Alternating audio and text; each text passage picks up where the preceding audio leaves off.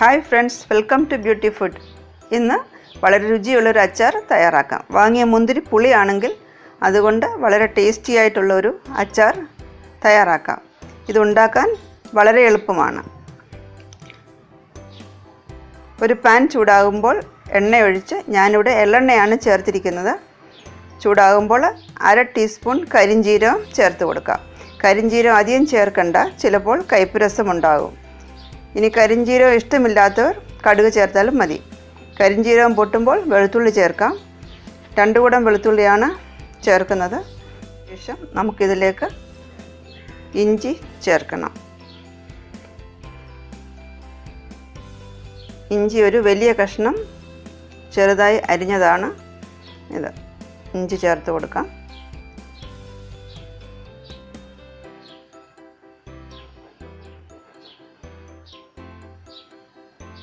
ഇനി ഇതിലേക്ക് 2 പച്ചമുളക്, ഞാൻ 2 എണ്ണമാണ് എടുത്തിരിക്കുന്നത്. എരിവ് കൂടുതൽ ഇഷ്ടമുള്ളവർക്ക് കൂടുതൽ ചേർക്കാം. ഇതിലേക്ക് കറിവേപ്പില കൂടെ ചേർത്ത് ഇതെല്ലാം കൂടി ഒന്ന് നന്നായി വഴറ്റിയെടുക്കാം.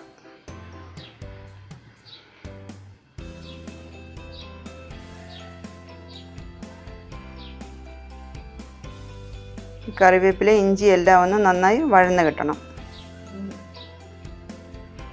ഇനി നമുക്കിതിലേക്ക് മുളക് പൊടി ചേർത്ത് കൊടുക്കാം. അധികം എരിവില്ലാത്ത മുളക് പൊടിയാണ് ഞാൻ ചേർത്തിരിക്കുന്നത്. മുളക് പൊടി 2 ടേബിൾ സ്പൂണാണ് ചേർക്കുന്നത്. മഞ്ഞൾപ്പൊടി 1/2 ടീസ്പൂൺ ചേർക്കാം. ഇനി ഇതിനോടൊപ്പം കായം ചേർത്ത് കൊടുക്കാം. കായം 1/2 ടീസ്പൂണാണ് ചേർക്കുന്നത്.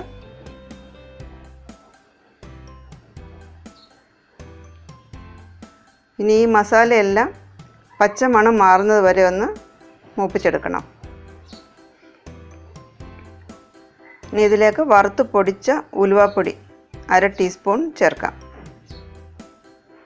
ഇതൊന്ന് മിക്സ് ചെയ്തെടുത്ത ശേഷം അല്പം വെള്ളം ചേർത്ത് കൊടുക്കണം. 1/2 ഗ്ലാസ് വെള്ളമാണ് ഞാനിവിടെ ചേർക്കുന്നത്.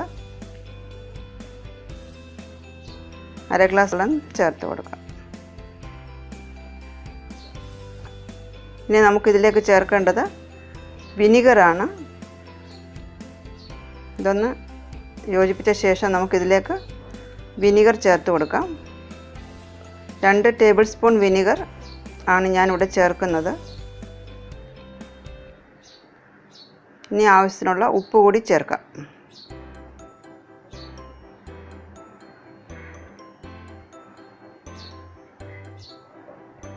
ഇത് നന്നായി ഒന്ന് തിളപ്പിച്ചെടുക്കണം.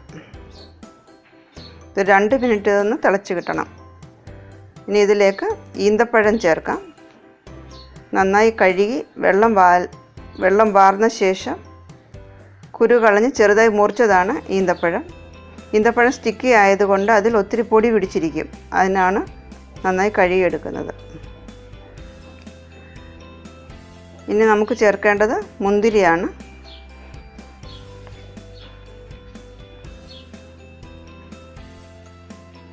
മുന്തിരി ഇത് ഞാൻ 750 ഗ്രാം മുന്തിരി നന്നായി കഴുകി വെള്ളം വാർന്ന ശേഷം 2ആയി മുറിച്ചെടുത്തതാണ്. ചെറിയ മുന്തിരി ആണെങ്കിൽ മുറിക്കണമെന്നില്ല, ഒന്ന് കീറിയിട്ടാൽ മതി. ഇതെല്ലാം ഒന്ന് നന്നായി മിക്സ് ചെയ്ത് യോജിപ്പിച്ച ശേഷം 5 മിനിറ്റ് അടച്ചു വെക്കണം. ലോ ഫ്ലെയിമിലാക്കി 5 മിനിറ്റ് ഇത് അടച്ചു വയ്ക്കാം.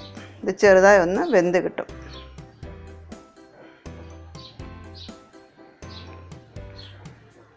5 മിനിറ്റ് ആയിട്ടുണ്ട്. ഇത് നമുക്ക് നോക്കാം.